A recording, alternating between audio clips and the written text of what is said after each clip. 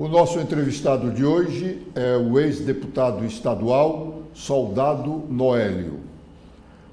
Na legislatura passada, ele passou os 4 anos defendendo os interesses da segurança pública do Estado, notadamente ao pessoal ligado à Polícia Militar. Quase que diariamente, o deputado estava na tribuna da casa reclamando da insegurança que os cearenses experimentavam. Insegurança que persiste. E a ideia que se tem é que ela vem num crescente. Deputado, eu agradeço a presença do senhor aqui nos nossos estúdios, nos estúdios da TV da Transparência, e pergunto ao senhor, qual é a sua sensação depois de todo aquele trabalho que o senhor fez nos 4 anos da legislatura passada com relação à segurança do Estado? Olha, Edson, primeiro agradecer aqui o convite, a oportunidade de poder conversar com você e com os nossos telespectadores que estão acompanhando essa conversa, esse debate. Dizer que sou muito grato ao povo do Ceará por ter me dado o privilégio de ser deputado estadual, de ter sido o primeiro vereador de Fortaleza por 2 anos, né? E depois deputado estadual. E assim, antes de entrar na política, quem está fora acha que sempre é uma coisa muito fácil. Então, assim, a gente imaginava fácil e bom, né? A gente imaginava que conseguiria fazer muito mais coisas, porque a gente, quando está de fora, acha que é simples. Eu sempre costumo dizer que política de boca ela é muito prática e muito fácil, mas na hora de executar ela se torna bem mais complicada. Então, assim, sobre esses 4 anos de trabalho, a gente se dedicou bastante, a gente conseguiu alguns avanços na área da segurança, especialmente em alguns direitos que foram conseguidos para os profissionais de segurança, mas ainda tem muita coisa a se fazer. E falando de política pública de segurança, de resultado para a população, a gente tem uma preocupação muito grande. Ao longo dos anos, o governo cometeu muitos erros, alguns acertos, mas infelizmente não tem conseguido adotar uma postura que consiga realmente trazer um resultado consolidado, como outros estados têm conseguido. Se você for avaliar São Paulo, Minas Gerais, Santa Catarina, outros estados que têm conseguido apresentar de fato um resultado de segurança pública. Aqui a gente deu sinais de melhoria em determinados momentos, né, como por exemplo, naquele momento em que o governador Camilo controlou as unidades penitenciárias, ali foi um sinal de melhoria, mas que depois, por conta de que não foram feitas outras ações, essa violência ela conseguiu se reconstruir, as facções conseguiram se reagrupar fora dos presídios e a gente hoje volta a ver um cenário de matança absurdo espalhado pelo Estado. É um cenário de dificuldade e que a gente precisa dialogar, a gente precisa realmente que o governo esteja maduro, né, um governador e a sua equipe madura para ouvir a voz de todo mundo, né, dos seus aliados, mas também de quem está na oposição. Deputado, o senhor já esteve no campo, né? Já esteve no campo. Eu pergunto, o policial, né, o praça, o policial em geral, ele sabe qual é o seu dever, né? Ele hoje estaria estimulado a cumprir realmente o seu dever na íntegra diante da situação de calamidade na segurança? Olha, essa pergunta ela é excelente, porque eu não acredito em resultado em nenhuma área, não só na segurança, né? No comércio que o cidadão tem, que ele vende algum produto, na saúde, na educação, sem o profissional que está ali na ponta executando aquele serviço, oferecendo aquele produto estimulado. A gente tem no Ceará uma série de problemas que foram levantados por mim ao longo de 4 anos na Assembleia, que geram esse desestímulo ao trabalhador da segurança. A gente conseguiu alguns avanços, de fato, conseguimos. Quando eu ingressei na polícia no ano de 2009, o policial militar ele recebia R$ 1.300 aqui no estado do Ceará. Hoje o policial está recebendo, um soldado, em torno de R$ 4.500 o salário líquido de um policial, então era 1.300. A gente conseguiu ter uma melhoria salarial, mas tem um problema muito grave na instituição, é a carreira. O soldado ele entra, geralmente vem de classe humilde, pobre, classe média baixa, ele sai, ganhava um salário, R$ 2.000, vai lá, ganha R$ 4.500. Qual o problema? Ele entra na instituição e ele passa 7, 8, 9 anos para receber a primeira promoção. Né? Então, Alguns passam quase 10 anos para receber a primeira promoção. Quando ele recebe essa promoção, ele ganha R$100 de aumento. Depois de 7 anos, você ser promovido, tem a solenidade e ganha R$100. Bota 2 fitas na...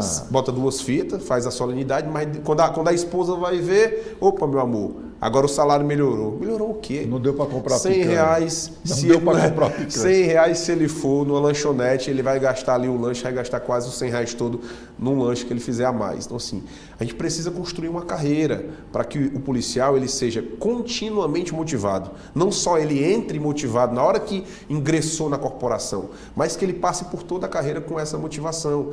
E isso vai desde salário a um tratamento humano. Hoje, policiais militares no Ceará, quando eles adoecem, Edson, se ele adoeceu, ele adoeceu. Eu estou falando de fato de pessoas que adoeceram.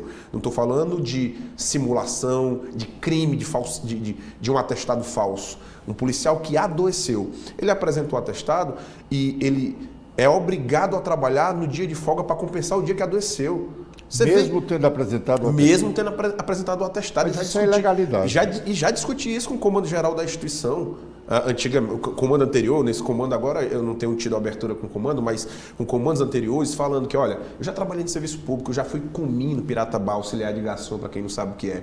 Né? Fui comi no Piratabá, trabalhei de serviços gerais, trabalhando na empresa Vitória de Calcaia, que é aquela empresa de ônibus, capinando, limpando. Trabalhei em todo canto sem imaginar. Nunca um patrão meu me obrigou a trabalhar porque eu adoeci. Mas na Polícia Militar do Estado do Ceará, se um policial adoece, ele é obrigado a trabalhar na folga, isso é um absurdo. Então, são várias coisas que vão desestimulando um trabalhador que precisam ser corrigidas, que eu sei que não é fácil, mas a gente às vezes vê tanto desperdício de recursos em outras áreas, em coisas supérfluas, em coisas que não dão um resultado para a população, que a gente vê que tem condições de fazer. Então a gente precisa, eu citei aqui 2 coisas, questão da carreira, essa questão de tratamento, de como o policial é tratado dentro do quartel, e vou para um último ponto, que eu acho que é um ponto primordial também, que isso eu levei para Brasília, no Ministério da Justiça, né? Na época ainda do governo Bolsonaro, conversando com a equipe do Ministério da Justiça, que eu entendo que é o quê? A questão da retaguarda jurídica para o policial. Converso com os policiais, eles falam assim, alguns dizem assim, não mudou nada, já mudou, o salário melhorou, a escala era 6/1, hoje é uma escala melhor, então a gente conseguiu auxiliar alimentação que não existia, hoje está defasado, mas nem tinha. Então assim, a gente conseguiu avançar em algumas coisas, avançamos, mas tem um ponto que de fato nós regredimos, a legislação. Hoje, a nossa legislação não protege, não ampara o trabalho do policial. O policial trabalha com medo. Como, por exemplo, se o senhor entrar num embate aí, tem um tiroteio aí, o senhor utilizou a sua arma, alguém saiu ferido ou até morreu, o senhor não tem uma assistência jurídica? Não, assim, a lei prevê que o Estado deveria dar assistência jurídica ao policial em ocorrências no âmbito do serviço. Isso até foi ensaiado na época do secretário André Costa, se criou uma comissão, mas que não funcionava como a lei prevê.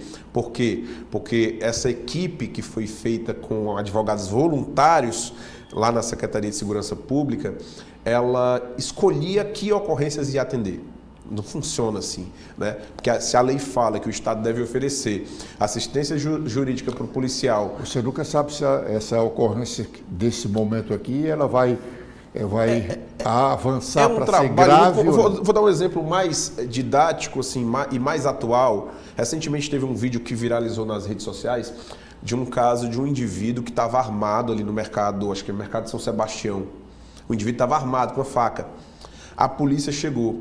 O indivíduo se levantou e correu para cima do policial para matar o policial com uma facada. Isso ali nos Estados Unidos, em outro país na Europa, aquele indivíduo teria sido baleado. O policial poderia ter morrido, poderia ter sido assassinado, como já aconteceu aqui no Brasil. Se você pesquisar na internet, você vai encontrar vídeos de policiais que morreram vítimas de facada estando com uma arma de fogo. Né? Aí o que acontece? O policial sem armamento menos letal, que poderia ter uma taser ali, que seria o mais adequado, que inclusive tem lei que... Como é o nome desse? Taser. É uma pistola de choque. Uma pistola de estoque que quando você dispara ela Imobiliza. no agressor, não é que imobiliza, ele perde o controle dos movimentos e cai. Então quando ele cai você consegue ir lá e fazer, né, e controlar aquele agressor. Então, primeiro ponto, o Estado não oferece o armamento menos letal para casos como esse. E o segundo ponto se você não tem um armamento menos letal, você não é obrigado a morrer. Então, em qualquer outro lugar do mundo, naquele momento, eles deveriam ter dado o disparo no agressor. Sabe o que aconteceu? Eles, com medo, ficaram atirando no chão. Qual o perigo no tiro no chão? Você está atirando no chão, aquele tiro ele vai ricochetear, ele vai resvalar e vai para algum lugar. E pode atingir um terceiro, que não tem nada a ver com aquela ocorrência. Deputado, o senhor está dizendo que o praça... Tem medo. O praça do Ceará vai para uma ocorrência, seja ela qual for, um movimento grevista aí, do pessoal do Detran ou qualquer um outro, ele vai sem uma arma. Aliás, desse do Detran utilizaram o spray de pimenta. Olha, entenda, veja, pronto. Ali, como é uma equipe especializada... A minha pergunta o policial, o praça, sai para uma ocorrência sem uma arma além do revólver? Não, e do cacetete? As equipes especializadas geralmente têm. Só que a lei federal, que foi aprovada inclusive no governo do PT, salvo engano no governo da Dilma, mas tem uma lei federal que ela determina que todas as equipes da segurança pública, da polícia militar, devem ter o armamento menos letal. Então todas as equipes. Porque qualquer equipe pode se deparar com um caso como esse de um indivíduo armado de faca. Não só as equipes do choque, né? Não só as equipes do COTAN. Ali, no caso da manifestação, né, que foi uma equipe especializada, eles tinham, tanto é que tinha lá o spray que foi utilizado, né? Também um equipamento menos letal que pode ser utilizado para ajudar na contenção no momento de uma necessidade, num caso menos grave, para tentar controlar um agressor, né? Então, as equipes especializadas têm, mas deveriam ter, todas as equipes deveriam ter, porque imagine eu estou trabalhando numa equipe comum ali, que chama de policiamento ordinário geral, que chama POG, policiamento ordinário geral. Se eu estou trabalhando na Aerolândia. O ordinário geral é esse que fica... Aquela farda nas marrom, ruas, que fica nas ruas, não é? Eu vou explicar. A gente tem um raio. Ele é especializado. Tem o raio, a gente tem o choque, a gente tem o COTAR, são policiamentos especializados, esses geralmente tem. Não estou dizendo que todos têm, mas geralmente tem. O policiamento ordinário não tem. Mas imagina eu estou no policiamento ordinário comum na Aerolândia. Estou no bairro Aerolândia. Tem um aniversário lá. Aí alguém me chama para uma ocorrência de som alto, porque o som está incomodando os vizinhos. Nós chegamos lá com a equipe de, às vezes, 2 policiais, que é um absurdo, mas hoje tem no Ceará. 2 policiais chegam para atender a ocorrência. De repente, no aniversário, o pessoal está embriagado, vem lá 10 pessoas para cima da equipe. Se eu só tenho a pistola, estão vindo 10 pessoas para tentar nos agredir, tomar o nosso armamento, o que eu vou fazer? Então, em algum momento, o policial vai usar da arma de fogo e vai atirar. O ideal é que todo o policiamento tenha o armamento menos letal, todas as equipes, né? Isso é uma questão de proteção à vida. Eu vejo o órgão de direitos humanos militando de todo jeito e não vejo ninguém defender que tenha o armamento menos letal como uma opção, porque aí fica mais fácil, né? Do que depois irem acusar o policial de assassino nos tribunais. Porque é muito fácil. Os órgãos de direitos humanos não cobram o armamento menos letal dentro da viatura, depois a população vem para cima do policial, o policial não tem opção, porque não vai deixar tomar a arma dele e ser assassinado com a própria arma institucional, atira, aí depois está lá o órgão de direitos humanos lá no tribunal pedindo a condenação do policial porque ele agiu de forma arbitrária. Então... Deputado, o senhor disse que uma equipe com 2 pessoas é um absurdo. E a equipe deve ser de que tamanho? Olha, o ideal seriam 4. O ideal seriam 4, inclusive eu me recordo que nos meus treinamentos... Quando primeiro existia aquela história do Cosme e Damião, que era uma dupla. Mas aquilo ali era no momento de uma outra situação de segurança pública do Estado, onde as pessoas sentavam nas calçadas, que não tinha a droga acessível como tem hoje. Quando se falava em maconha, todo mundo ficava assustado. Não tinha legalizado. Hoje não tinha domínio, está se querendo legalizar. Não tinha domínio de facções. Então é um outro momento. Eu me lembro que em 2009... Na minha formação, quando eu fui para o curso, a equipe que foi me treinar do batalhão de choque disse para mim, olha, o ideal é a equipe com 4. A nossa abordagem de treinamento é para trabalhar com 4. Mas como vocês estão trabalhando com 3, nós vamos adaptar a abordagem, que seria com 4 para 3. Então, ele já achava absurdo 3. Hoje estão colocando 2. É muito Por que fácil. essa redução? Falta de Efetivo. homens? Efetivo. Você tem falado muito aqui que a polícia hoje tem um efetivo significativo. Na verdade, a gente tem que ser transparente, porque às vezes a verdade, ela é meia verdade.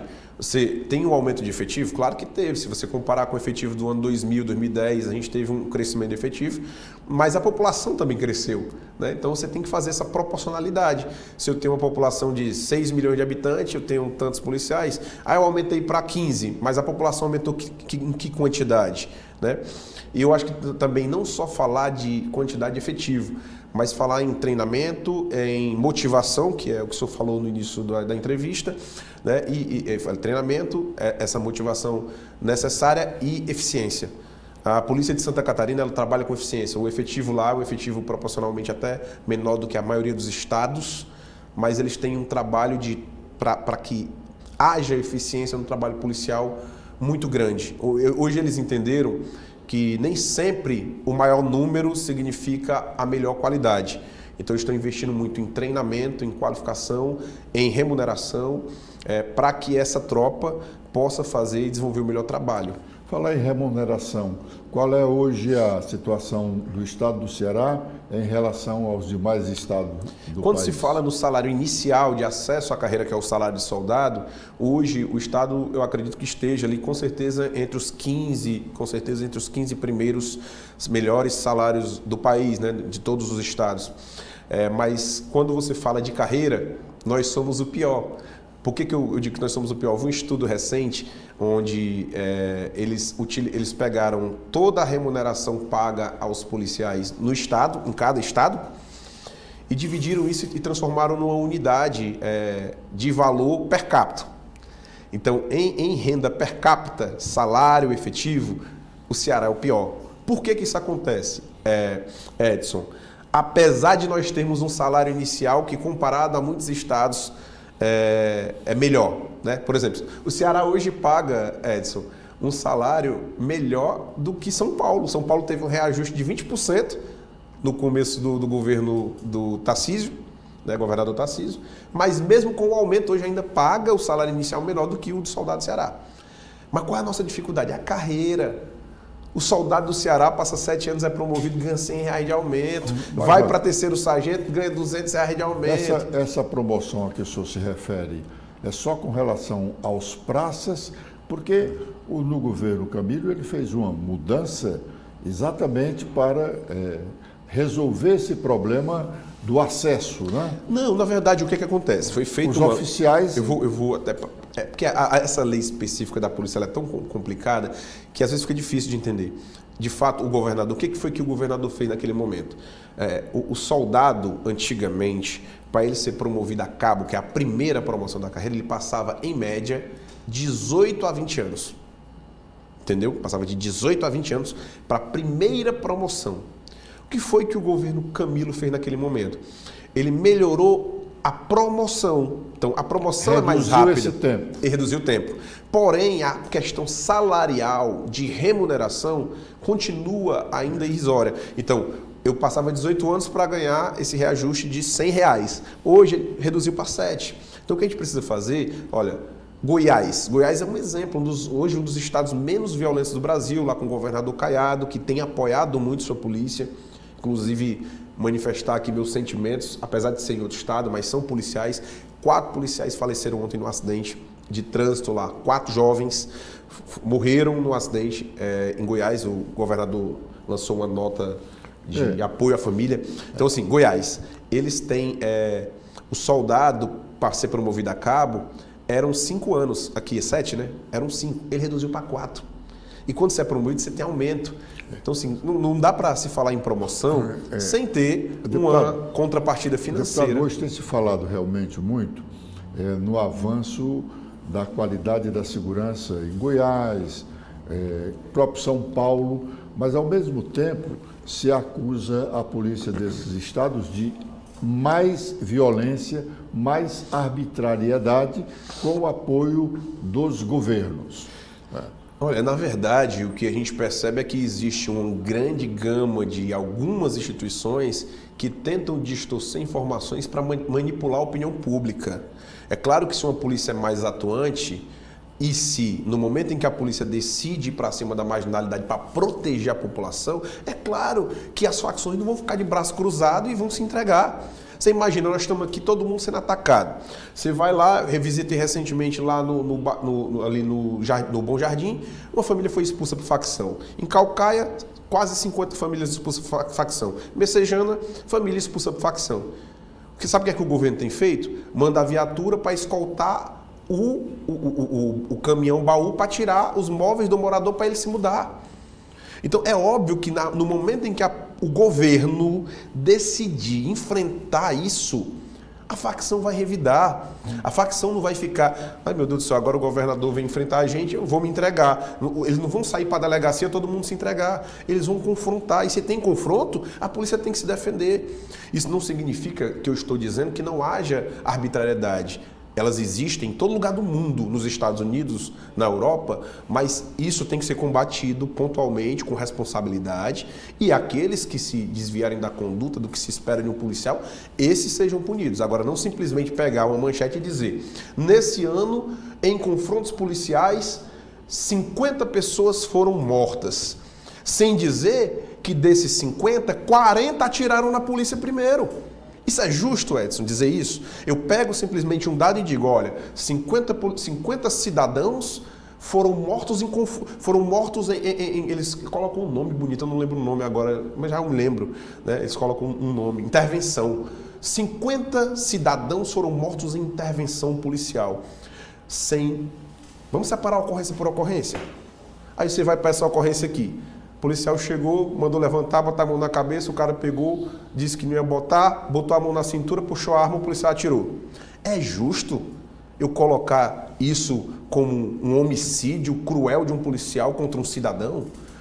Então, sim, nós temos que separar desses casos de intervenção, de ocorrência de confronto, quais deles foram cometidos arbitrariedade. Aí sim, aí é um discurso legítimo, correto, penalizando aqueles que agiram de má conduta. Agora, jogar para um policial que quase morreu, que foi baleado numa ocorrência e que conseguiu matar o agressor, proteger a vida dele, do companheiro ou de um cidadão, e jogar ele num bolo como assassino, é de uma deslealdade, sabe, intelectual, é de uma covardia com a população e com o policial que não tem precedente. Eu acho que é isso que tem que ser feito.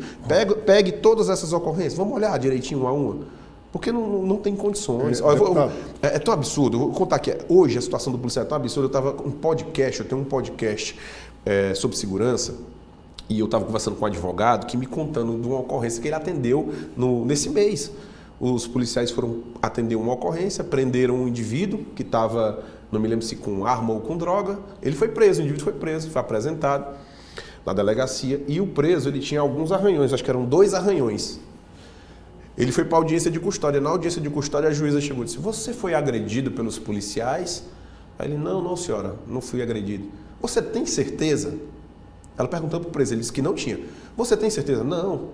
Mas você tem certeza mesmo que você não foi agredido? Ninguém lhe pressionou, inclusive para você chegar aqui e dizer que não foi? Não, doutora, eu não fui agredido, inclusive fui tratado muito bem pelos policiais. Palavras do preso. Ele foi solto na audiência de custódia e o Ministério Público está pedindo uma apuração contra os policiais, dizendo que os policiais mesmo com o preso dizendo que não foi agredido, por conta de 2 arranhões no peito, o MP disse que havia uma materialidade de uma agressão, de uma tortura. Deputado. É um absurdo. De repente, por um lado,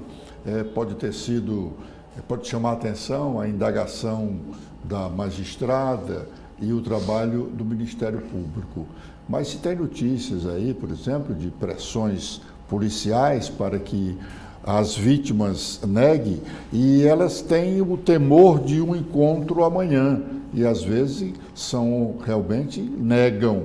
Como tem notícias aí de pessoas que não cometeram o crime, mas confessam com medo de que o verdadeiro autor o assassine, né?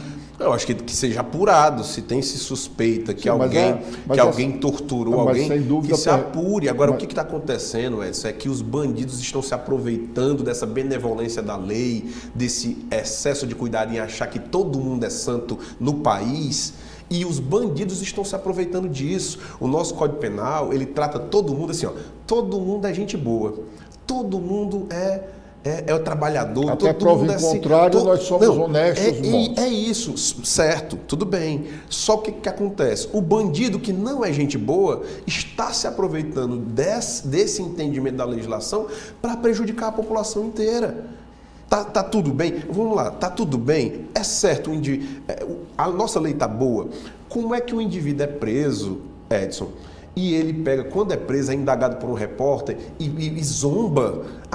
Tô indo para engorda, tô indo passar umas férias. O que é engorda? Engorda é dizer que ele vai para o presídio comer, que ela vai ter comida. Eu fui no centro socioeducativo, que é onde ficam presos os menores, a lei pede para dizer apreendido, mas é preso. Onde ficam os menores presos, eles têm 6 refeições por dia. E tem gente que trabalha, sua a camisa, acorda 5 da manhã, chega em casa 7, 8 da noite, no outro dia vai trabalhar de novo de domingo a domingo e não tem 6 refeições por dia. Eles se utilizam da extrema proteção da nossa legislação e zombam da nossa cara e do Estado, zombam do policial. Eu saí da delegacia primeiro que a polícia, tá certo isso? Sério mesmo, tá certo. É certo um país onde os bandidos zombam da lei do Estado. Isso acontece nos Estados Unidos, de alguém ser preso e sair rindo. Foi bom demais, foi muito fácil. Então, hoje tem que refletir, a população precisa refletir sobre isso. Hoje na Assembleia, o deputado Sargento Reginaldo faz o trabalho que o senhor fez nos 4 anos da legislatura anterior. Mas ontem, quarta-feira, o deputado Sargento Reginaldo não utilizou o tema segurança. Quem utilizou esse tema foi o deputado Cláudio Pinho, para dizer que num determinado dia desta semana foram assassinadas em Fortaleza 14 pessoas. Qual é o índice de assassinatos que temos no Ceará, ultimamente? Olha, a gente teve no ano passado aproximadamente 3.000 homicídios no estado. 10 por dia. Isso é um número tão absurdo, desculpa, isso é um número tão absurdo, Edson, que se a gente fizer um comparativo, o estado de São Paulo tem 44 milhões de habitantes, 44 milhões, é um alto número. Ceará tem 9 milhões, 9 milhões, São Paulo 44. 20 e poucos por cento. Isso. Hoje, o estado do Ceará, proporcionalmente, se mata 5 vezes mais que São Paulo. 5 vezes mais que o maior estado do país. Estou falando proporcionalmente, que é para ser justo, entendeu? Então, assim, para o Ceará hoje estar no nível de São Paulo, no ano passado, ao invés de terem morrido, sido assassinadas quase 3.000 pessoas, deveriam ter sido assassinadas menos que 600. Então, imagine, 3.000, morreram 3.000. Para a gente estar no nível de São Paulo, deveriam ter morrido menos de 600 no ano passado. Para você ver como que a situação está grave. Então, são dados... Este ano, nesses 4 primeiros meses do ano? A gente tem seguido um número muito alto, né? A gente viu até, inclusive, entrevista em jornais de uma média de 9 homicídios por dia. Né? É um número muito alto. Se você for comparar com... Você vai encontrar países que você tem, no ano, 30 homicídios. Países. Então, nós temos um estado... Deputado, nós podemos atribuir essa quantidade tão grande assim de homicídios, de assassinatos, só as facções? Grande parte se dá por conta do tráfico de drogas, né? O tráfico de drogas. A disputa por território, às vezes até banais, dívida de droga. O indivíduo é viciado em droga, comprou, não pagou, a facção vai lá, cobrou uma vez, cobrou 2, tomou a televisão, 1 hora, mata. Se não pagar, mata. E principalmente a disputa por território. A gente tem várias facções hoje, inclusive tem mapa de facções que foi divulgado nos grandes jornais aqui do estado do Ceará, mapa de Fortaleza por facção. Ah, bairro tal é facção Nós tal. temos o quê? 2, 3, 5 facções aqui no Ceará? Existem várias, né? Assim, várias facções. Eu vou falar aqui, Hoje, GDE, todo malandro está criando PCC, uma facção. Massa, talvez umas 5 facções que estão instaladas hoje no Estado. Então, a disputa por território, no fundo, a disputa é por dinheiro. Porque eles disputam o território. Para quê? Para vender mais droga e ganhar mais dinheiro. E como é que funciona a linguagem da facção? A linguagem da facção não é chegar, ei, por favor, saia daqui que eu quero vender na sua área. Ele mata aquele cara que lidera aquela área e toma aquela área. E toma. E quem tenta, aquela facção que está vendendo lá, tenta se proteger, atirando em quem está invadindo, a população está no meio dessa guerra. A população está no meio dessa guerra. Então a gente precisa realmente, não é fácil, porque deixou avançar tanto, Deputado, que fica cada vez mais difícil. Deputado, se a comunicação tem esses elementos para dizer, olha, o mapa hoje do Ceará em relação às facções é este.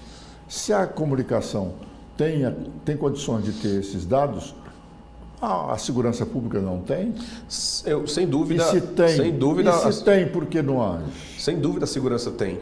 O que eu vejo é uma dificuldade estrutural de atuar, uma dificuldade de efetivo, uma dificuldade de equipamentos, né? Eu vejo uma dificuldade muito grande com relação também. Eu acho que o governador, Edson, ele precisa liderar um movimento de segurança. Na campanha, o governo disse que ia liderar pessoalmente essa área da segurança. Então ele precisa fazer o quê? Fazer o que os governos que estão dando certo, que estão conseguindo resultados, estão fazendo. Chama o Ministério Público para conversar, chama o Poder Judiciário para conversar e vamos sentar. Dizer, pessoal, a gente precisa da ajuda de vocês.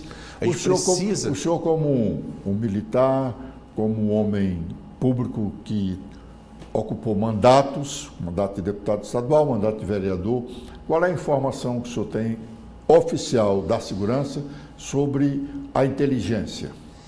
Olha, ainda incipiente, quando o governador fez aquele movimento dentro dos presídios, lá acho que em 2018, 2019, ali com a contratação do secretário Mauro, que de fato conseguiu um controle das unidades ali naquele momento, de forma excepcional, com a ajuda do trabalhador, policial penal, eu disse, governador, eu sempre fui muito crítico ao governo, né? Mas naquele momento eu subi na tribuna e elogiei o governador. Eu disse, olha, o governo tomou uma decisão acertada, escutou o trabalhador, moralizou os presídios, acabou com a comunicação do preso com a área externa. Mas há quem diga que quando ele tomou essa providência, ele dividiu os territórios, dividiu os presídios. Depois. Foi depois. Inicialmente ficou tudo junto. Realmente houve um controle dos presídios naquele momento. E eu elogiei, eu disse, olha, parabéns, o governador fez o que o trabalhador pedia, moralizou as unidades. Agora, o governador precisa trabalhar na área externa. Por quê? Muitos líderes estavam presos e controlavam o tráfico de drogas e homicídios, roubos de dentro das unidades. Quando esses presos, chefes que estavam presos, perderam comunicação, gerou uma confusão no crime e deu uma queda. Só que eu avisei, eu disse, olha, do lado de fora vai começar a briga para quem vai se tornar a nova liderança. E esse é o momento do governo investir pesado na Polícia Civil para identificar essas novas lideranças e prender. Porque no momento em que fosse tentar surgir uma nova liderança e o governo prendesse, isso ia gerar um temor dos pequenos de querer ascender a ser uma nova liderança. O governo escutou, os grupos, as facções foram se reagrupando e conseguiram tomar força de novo. E, inclusive, hoje, lamentavelmente, está se perdendo novamente o controle dos presídios. Todos os dias nós recebemos notícia de fuga. É fuga num, é fuga no outro. Isso não existia. Sim, mas essas notícias de fuga não têm vindo aqui para o grande público. A imprensa não tem noticiado. Eu vi algumas notícias, inclusive assim, várias notícias de fuga nos últimos meses no estado do Ceará, e também tem tido uma reclamação muito grande dos trabalhadores da Polícia Penal com relação à forma de gestão que está tendo por parte do secretário, que chegou, controlou o presídio com o apoio do trabalhador, mas que depois hoje reclamam de serem tratados pior do que os presos, segundo os trabalhadores. Hoje, segundo os trabalhadores do sistema penal, hoje eles são tratados pior do que os presos pelo secretário e pela sua equipe. lamentável, já conversamos, já procurei o secretário, já mandamos ofício, já discutimos de toda forma que fosse possível, falamos na tribuna da Assembleia, procuramos liderança do governo, mas parece que é o método dele de trabalho, né? E, enfim, esse método de não respeito ao trabalhador tem gerado um problema que é o quê? É um retrocesso do que se foi construído. Foi tão difícil conseguir controlar, agora nós vamos perder isso. Não será que o rigor dele em relação aos trabalhadores, aos policiais penais, seja exatamente porque o tráfico, os presos lá que são líderes do tráfico aí, não estejam assediando, estejam conquistando, estejam ganhando Não, espaço? de forma nenhuma, Edson. Essa pressão é sobre coisas de administração, como, por exemplo, policiais que moravam em outros estados, a gente tem policiais penais no Ceará, que moram na Bahia, no Rio Grande do Norte, eles tinham a permissão de trabalhar, a escala dele é de um dia de serviço, 24 horas e folgavam 3 dias. Eles tinham permissão de dobrar esse serviço. Passavam 2 dias na unidade para poder viajar e ver a família, ver o filho, ver a esposa, até para ele ter um vigor. Mas aí é concessão, né? Exatamente. É concessão. Mas na administração tem que se conceder. Mas é inconcebível uma pessoa trabalhar ininterruptamente 48 horas. Mas é possível, Edson. Inclusive as unidades funcionavam ele até melhor. Tem que dormir. Mas eles dormem, você não sabia, eles dormem. Na escala de 24 horas dentro da unidade, ninguém aguenta ficar 24 horas acordado. Ele trabalha 12 Exatamente, e dorme 12. Nós temos uma equipe que é dividida. Uma parte está trabalhando, outra parte está em repouso. E depois isso se inverte. Então, por isso que é possível, não só é possível, acontecia. Tá, tudo bem, sim. Né? Acontecia. Então, assim, na administração você tem que conversar, você tem que dialogar com o servidor para que você tenha ele motivado. Porque de que adianta? Antes funcionava, né? Antes funcionava, estava dando certo, conseguiram controlar os presídios, aí de repente eu tiro isso, não sei por que motivo tiro isso, e de repente começa a piorar. Por quê? Porque você desmotiva o servidor. E digo mais, ele inclusive voltou atrás, depois de muitas denúncias, teve uma semana que houveram 3 mortes de policiais penais, inclusive um suicídio de policial penal, ele suicidou, acho que foi até ali na região da Beira-Mar, casos de suicídio, aí ele retrocedeu nessa medida especificamente para as pessoas que moram mais distante. Então, são coisa do dia a dia. Ele abriu uma manifestação, agora está abrindo processo contra todo mundo, porque o trabalhador cansado de ser explorado, de ser humilhado e maltratado na unidade, foram lá na Assembleia Legislativa, democraticamente, e pediram a troca do secretário. Eles não pegaram, não tentaram tirar o secretário à força. Eles não pegaram uma faca em armas, puxaram armas e disseram que tinham que trocar o secretário. Eles foram democraticamente, foram lá na Assembleia e disseram para os deputados, pelo amor de Deus, troquem esse secretário. Aí estão todos abrindo processo contra todo mundo, como se fossem bandidos. São os trabalhadores. O trabalhador que está respondendo o processo acusado do Mauro de ser um mau profissional, ele está agora dentro do presídio, fazendo a segurança. Nesse momento. Está entendendo? Isso tem que ser refletido para que a gente possa ter um trabalho de qualidade e que não possa retroceder. Porque eu reconheço que o Mauro foi um agente que ajudou a controlar os presídios do Ceará, com a ajuda do trabalhador. Mas parece que ele esqueceu disso. Parece que ele acha que conseguiu sozinho. Deputado, logo no início o senhor falou que sobre a política, o que as pessoas pensam sobre a política, né? E a política não faz tudo, não pode resolver todos os problemas. Então, é muito fácil a gente apontar os erros. Mas que solução vocês militares que estão insatisfeitos com o tratamento público, o tratamento do governo com vocês, que soluções vocês oferecem para, pelo menos, minimizar? Olha, a segurança pública ela é bem abrangente e merece uma discussão longa aqui. Exato. Mas sugestões ao governo é o que não faltam, né? Eu vou dar um exemplo aqui que funcionou muito bem, que foi uma sugestão dada pelo nosso grupo. O capitão Wagner sugeriu ao governador do estado que criasse o Fundo Penitenciário Estadual. A falta de criação do Fundo Penitenciário Estadual fazia o governo do Ceará perder milhões de reais anual para investimento no sistema penitenciário, porque tinha um fundo federal que só repassava recursos fundo a fundo.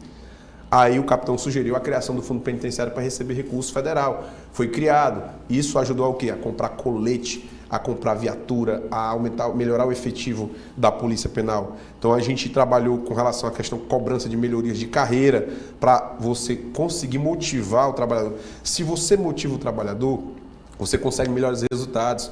Eu me lembro que na época do governo do Cid, a tropa estava muito insatisfeita.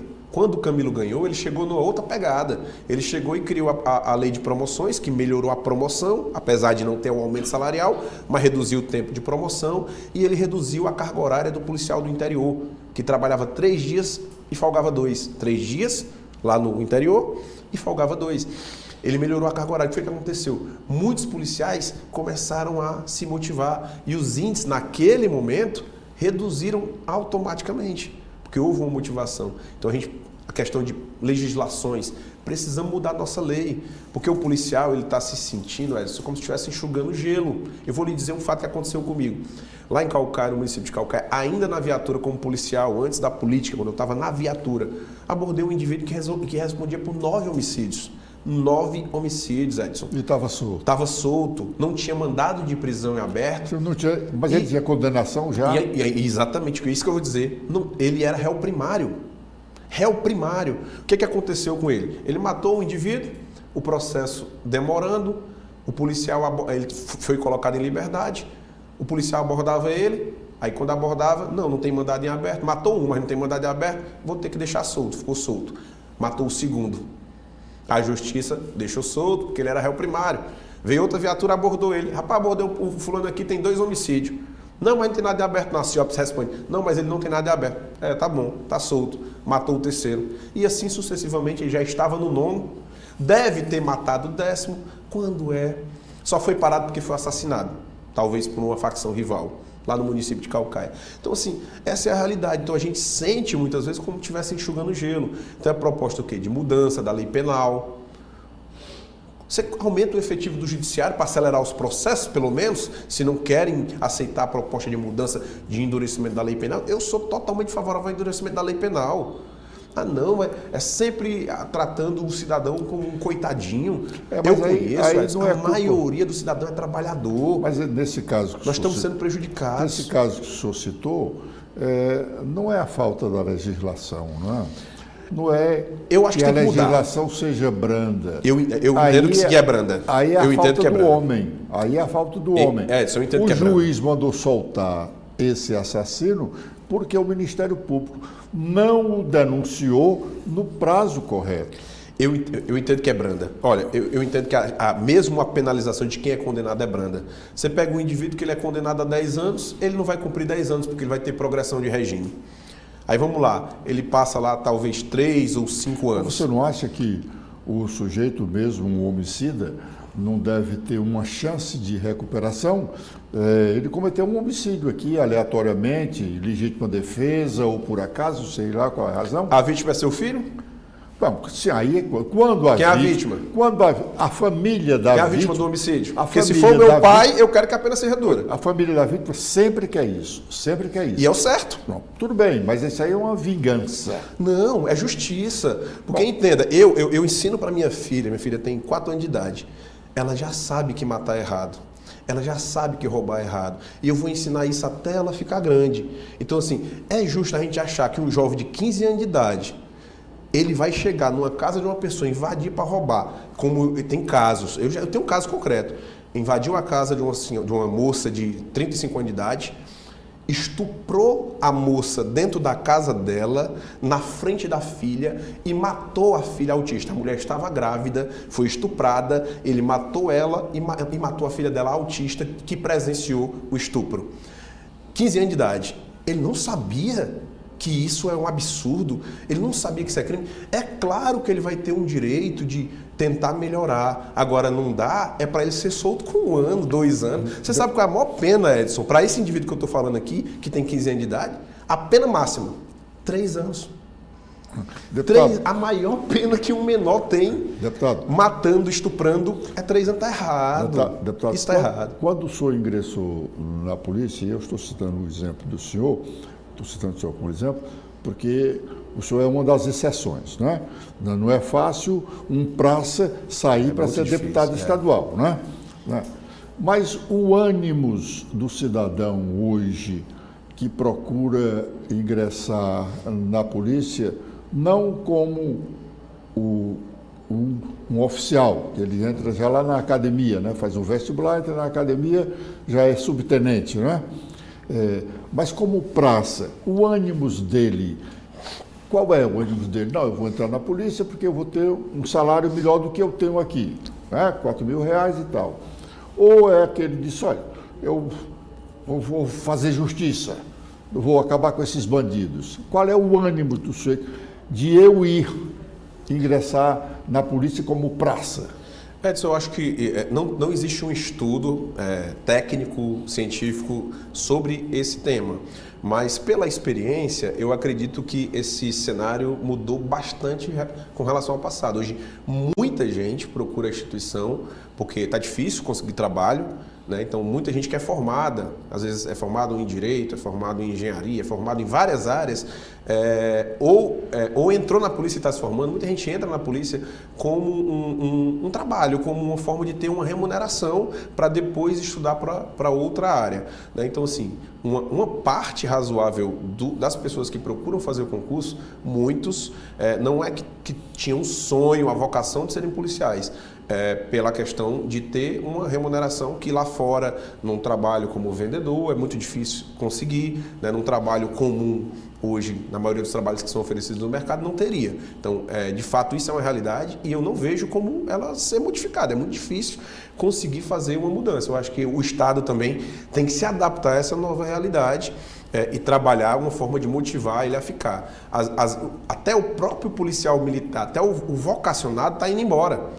Porque o que acontece? Eu costumo dizer, eu converso com os policiais, do que adianta você ser vocacionado e a sua família está passando dificuldade, né? Eu sou um policial vocacionado, mas a minha filha está estudando numa escola ruim, eu não consigo dar uma assistência à saúde para ela, eu estou morando num lugar que é extremamente perigoso.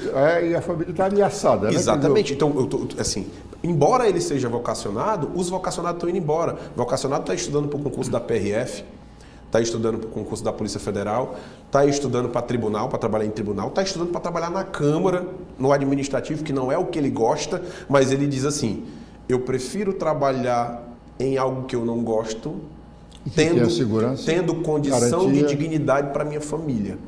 Né, de dar dignidade para minha família. Então, o Estado ele tem que se adaptar a essa realidade e gerar realmente uma condição a um ponto tão crucial que é a segurança. Todo mundo quer segurança, né? Todo mundo quer, mas quem é que está preocupado em cuidar de quem oferece o serviço? A formação hoje do praça é diferente da que o senhor recebeu quando entrou na polícia? Não, acho que da que eu fiz, que foi em 2009, não faz tanto tempo. Vão lá 15 anos, né? Mas antes... A sociedade mudou muito. Eu vou lhe explicar uma coisa que eu vejo na legislação militar, nos cursos que eu acho que tem que ser revisto. Por exemplo, o tempo, a gente tem uma disciplina no militar que é a ordem unida, que são aqueles movimentos militares, posição de sentido, descansar, né? Marcha, que esses movimentos são utilizados para movimentar, para o adestramento dele como militar, é um termo até, parece coisa de animal, mas é porque quando você precisa movimentar grandes efetivos, você precisa deslocar uma tropa de 500 policiais, aí esses movimentos são importantes e eles também fazem parte da cultura militar, da tradição, mas era muito tempo de ordem unida dentro do curso. Então, assim, são movimentos que você aprende de forma rápida, que deveriam ocupar um pequeno espaço de tempo. Grande parte do tempo tem que ser o quê? Direcionado à atividade fim principal, que é o quê? Você chega hoje numa ocorrência de som alto, você precisa saber a legislação sobre som alto, né? A legislação. O crime está enquadrado num crime ambiental, numa perturbação do sossego alheio. Eu tenho equipamento para auferir os decibéis, a Lei Maria da Penha, como devo me portar, a vítima está desistindo, chamou a polícia, eu cheguei, eu vi que ela está agredida, ela não quer ir para a delegacia. Eu tenho que saber que mesmo a vítima não querendo, hoje a lei diz que eu tenho que conduzir para a delegacia, porque de repente ela me acionou, cheguei lá, ela desistiu, eu vou embora, o cara matou a mulher, eu vou correr um risco de responder um processo, entendeu? Então assim, a formação ela tem que ser principalmente direcionada à atividade fim, né? O treinamento com armamento menos letal imobilização para não precisar usar uma força letal quando é possível não usar a letal. Então, tem o que melhorar? Tem. Mas já melhorou, mas tem o que melhorar. A gente comparar com São Paulo, a formação de um praça lá, sabe qual é o tempo? 1 ano e meio. Ceará, 5 meses, 6 meses. Lá em São Paulo, para formar um soldado, eles passam 1 ano e meio.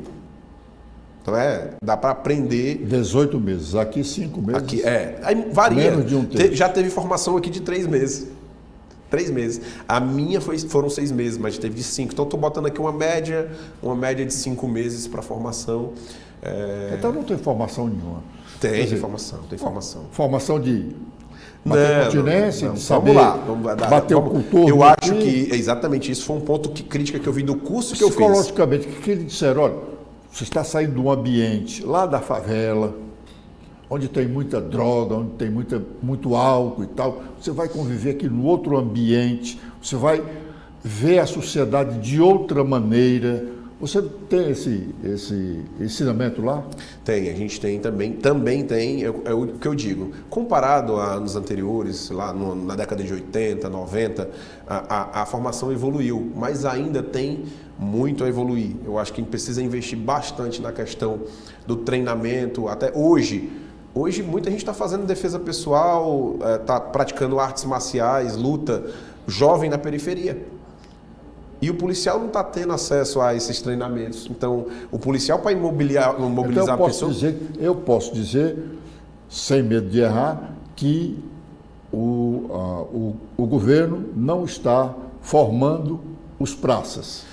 Porque o oficial, ele já entra lá na academia, ele já tem a formação do policial, do oficial é mais longa, né? O tempo é bem mais longo. Antigamente acho que antigamente eram 3 anos, hoje é 1 ano e meio. A formação do oficial. O que eu vejo é que a gente pode melhorar. Foi reduzido também? Foi reduzido. Porque de primeiro fazer academia era 4 anos, 3 anos. 3 anos. Ele saía de lá com o título de bacharel. Não é? Até agora, recentemente, foi a Universidade Estadual do Ceará que assumiu isso. Né? Eles estão agora fazendo a formação, um tempo mais curto, mas tem mais exigências para conseguir acessar. Eu acho que... Se você faz um vestibular, hoje você faz... Não, mas esse tempo de 1 ano e meio é um tempo que eu acho suficiente para a formação do oficialato, e eu acho que no tempo do praça também esse tempo pode ser estendido e melhorado. Já melhorou, né? O problema da segurança, a gente tem infinitos problemas. Esse é o primeiro da formação do profissional, né? Mas hoje já tem uma grade curricular que tem muitas matérias importantes. O ponto que eu quis citar aqui, principal, que eu vi, não é... Tem defesa pessoal? Eu tive, muito pouco, mas tive. A gente teve direito penal, processual penal, algumas disciplinas desse tive. O ponto que eu fiz de crítica, o tempo que eu vi de formação de ordem unida, eram muitas aulas, salvo engano, na época eram 3 aulas por semana ou 2 por semana, de 2, 3 horas. Então, assim, para mim era um tempo absurdo, porque a gente aprendia rápido aquilo. E passou o curso inteiro fazendo. Então, assim, era um tempo que poderia ser reduzido dessa questão da ordem unida, porque a gente aprende rápido, e ser mais explorado nas coisas do dia a dia, para o policial a saber melhor resolver os problemas lá na ponta. Deputado Soldado Noélio, se o sargento Reginaldo fosse governador hoje e o nomeasse secretário de Segurança, quais seriam as suas primeiras providências? Rapaz, eu ia dar trabalho para o governador, porque eu ia batalhar o primeiro ponto para a criação de uma carreira. Que para mim isso é importante. Eu preciso motivar o trabalhador. A carreira existe toda. Já? Não existe. Você promover um policial depois de 7 anos, ele ganhar R$100 de aumento. Muito bem. Me desculpe, eu me recuso. A primeira providência seria batalhar com o governador o recurso para criar diferença salarial quando ele é promovido. A promoção está vindo mais rápida, mas a remuneração não vem. Então, para mim, isso... Sabe por que o policial diz assim, eu estou sendo promovido a cabo. Ele diz assim, rapaz, eu nem comemoro ser promovido a cabo. A única comemoração que eu tenho é porque eu penso no final da carreira.